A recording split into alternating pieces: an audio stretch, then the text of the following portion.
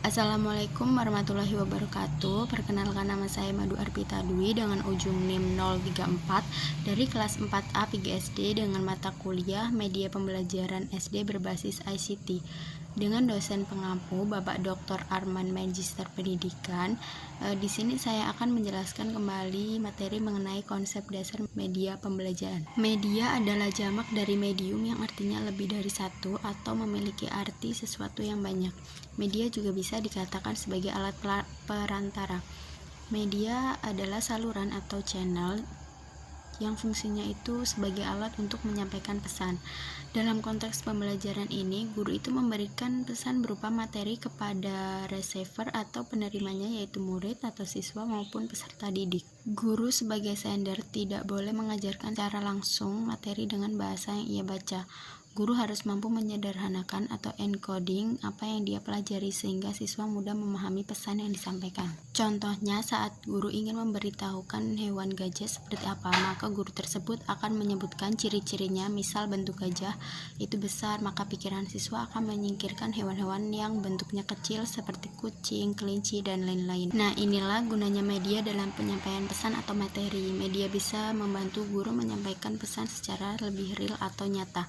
Setidaknya jika tidak bisa membuat contoh yang real, maka bisa menggunakan ilustrasi berupa gambar ataupun video untuk pembelajaran secara bermakna sehingga peserta didik atau siswa mencerna informasi atau pesan yang disampaikan oleh guru. Tetapi biasanya dalam proses penyampaian pesan atau materi terdapat noise atau kebisingan dari internal maupun eksternal. Contoh internalnya itu seperti teman di sebelahnya yang mengobrol, kipas atau AC mati, dan contoh eksternal biasanya gempa bumi, cuaca yang panas, dan hujan lebat berpetir. Untuk memastikan apakah siswa tersebut sudah paham atau belum, maka dapat dilakukan asesmen untuk siswanya yang hasilnya dapat guru ketahui. Dalam hal ini, siswa memberi feedback. Bagian terkecil dari belajar atau materi pembelajaran disebut fakta.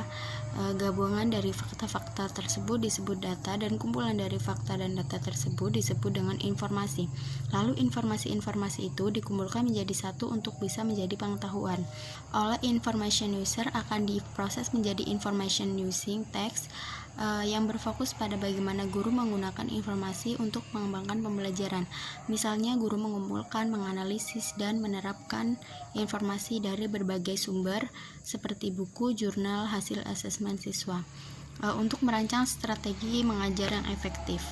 Learner akan menjadi instruksional program. Ini adalah program atau rencana pembelajaran yang dirancang untuk membantu siswa mencapai tujuan pembelajaran. Program ini mencakup kurikulum, metode pengajaran, bahan ajar, dan evaluasi. Contohnya program literasi untuk meningkatkan kemampuan membaca dan program berbasis proyek untuk mengembangkan keterampilan berpikir kritis. Belajar ini memiliki proses berupa input dan output. Input adalah segala sesuatu yang diterima oleh otak saat belajar seperti listen, presentation, learner activities, interaction, dan lain-lain. Sedangkan output atau hasil dari proses belajar seperti learning of knowledge, skill, dan attitude. Yang selanjutnya itu ada tujuan pemanfaatan media pembelajaran. Yang pertama, memperjelas penyajian pesan agar tidak terlalu bersifat verbalitas sehingga mempermudah peserta didik dalam memahami pesan yang disampaikan. Yang kedua, mengatasi keterbatasan ruang waktu dan daya indera. Yang ketiga, menarik minat perhatian peserta didik dalam proses pembelajaran. Yang selanjutnya, menimbulkan gairah belajar peserta didik. Kemudian memungkinkan terjadinya interaksi yang lebih langsung antara anak didik dengan lingkungan dan kenyataan. Yang selanjutnya, memungkinkan anak didik belajar sendiri-sendiri menurut kemampuan dan minatnya.